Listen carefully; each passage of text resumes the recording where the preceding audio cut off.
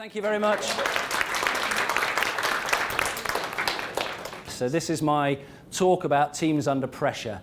And you're probably sitting there thinking, well, who the hell is this guy, Piers Carter? And what gives him a right to be standing up at the front of the room and talking to us about teams and talking to us about leadership and so on? So there's a few things appearing on the screen. And you're looking at these things, you might think, well, he's well qualified to be standing there. But interestingly, I haven't done any of them. There's far more interesting guys out there who've done this stuff, and it ain't me, I'm afraid.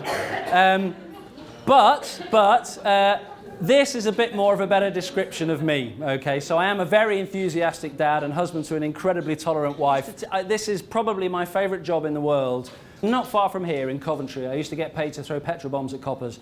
If ever you want a cathartic release, set a copper on fire. Great fun, really, really good fun.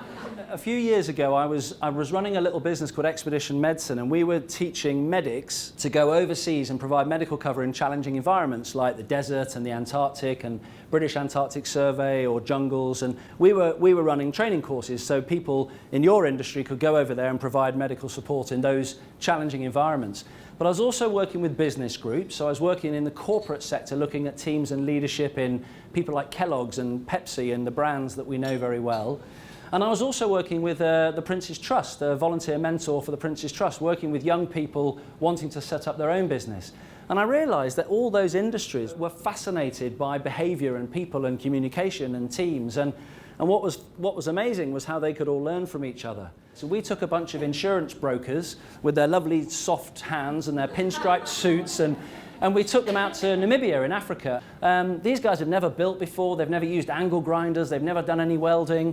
And we built a playground in this school for these, in this very, very remote Herero village. So what I'm interested in is trying to do stuff on, in the moments when we're in front of our team, when we're in front of a client or a customer or a patient. And how do we do that and lead ourselves and lead our teams well? And that's a large part of what tonight is about. How do I know what to do? How do I know what to do when I'm leading my team? How do I know what to do on the ground when I'm actually facing challenges?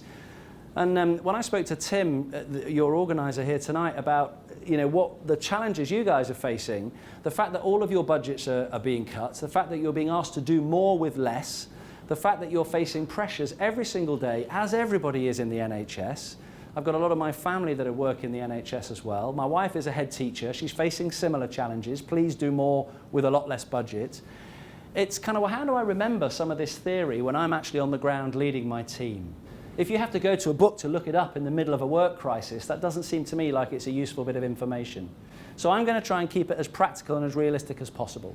Now, to get there, I want to start by getting you to close your eyes. What I want you to do is to imagine that you're lying in bed, okay? It's a Sunday morning, and it's about 6:30 in the morning, and you're in that wonderful state between asleep and awake. Now, you're not just anybody. You are actually the managing director of a logistics company. To you and I, that's a trucking firm. You're suddenly woken by the intrusion of your phone, which is ringing on your bedside table.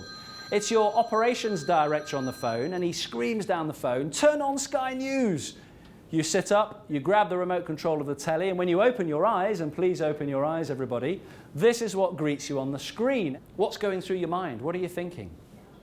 Get up, yeah. Pull the duvet over my head.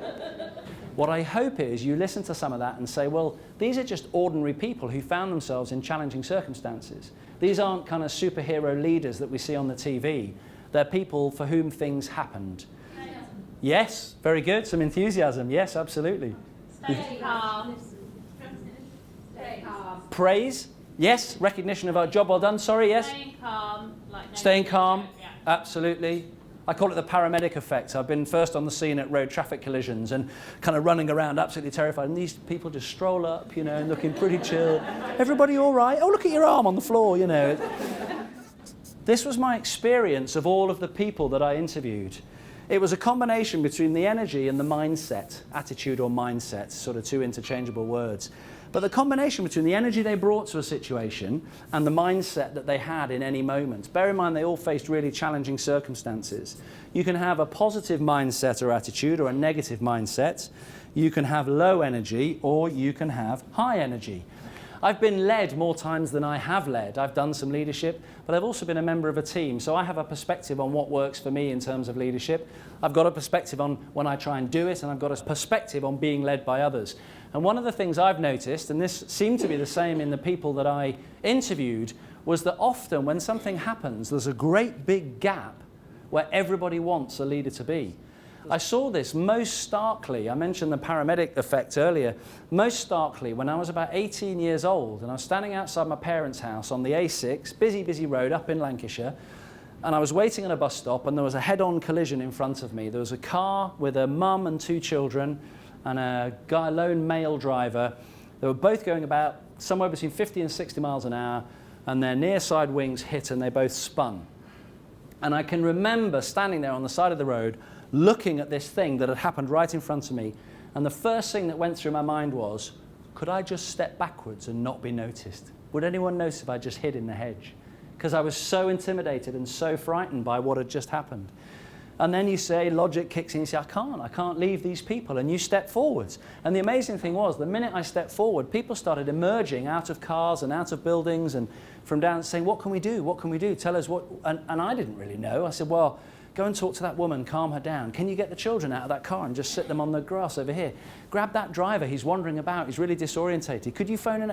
And you find yourself just doing something. You don't really know, you don't have a plan, but you do your best. And then, just through the glare of the sun, he sees a 200-foot radio mast right in the middle of the valley with cables coming off either side. And he screams at his pilot, roll right, roll right. They avoid the radio mast, the rear helicopter manages to avoid the radio mast as well, and they're all okay. But what he said was they'd got so relaxed and they got so comfortable with each other and having so much fun that they stopped taking seriously the job they were trying to do. So that balance between task cohesion and social cohesion is absolutely crucial. And the last story I guess I want to tell you is this sense of team altruism is epitomized by the cheese test and this question, would you pass the cheese test? This comes from a guy who was recruiting a group of people to try and summit Mount Everest. He had a group of 7 people, or 6 people and him, so the 7 of them, out in the Alps doing all this adventurous stuff, looking at who was going to join the team. They stayed in a lodge, a beautiful mountain lodge, and in the morning they were served breakfast. The owner of the lodge came in with a cheese board, and on the cheese board were 14 bits of cheese. And he gave it to the first person in a line around the table, 7 of them, and he took 2 bits of cheese and put it on his plate. He gave the cheese board to the next person, who took 2 bits of cheese and put it on his plate. Person number 3 took 3 bits of cheese. Oh. And he handed the cheese board on. So you're person number 4. What do? You've got a couple of choices. Do you take 1 bit of cheese and even it out? I take 4. Take 4 bits of cheese, scoop it all onto your plate. Do you challenge a person who took 3? Do you take your 2 and pass the problem on? Thank you very much for listening. I do appreciate it. And I'd like you to ask yourselves the question, would you pass the cheese test? You'll be watching each other as you have your meal tonight. Thank you very much.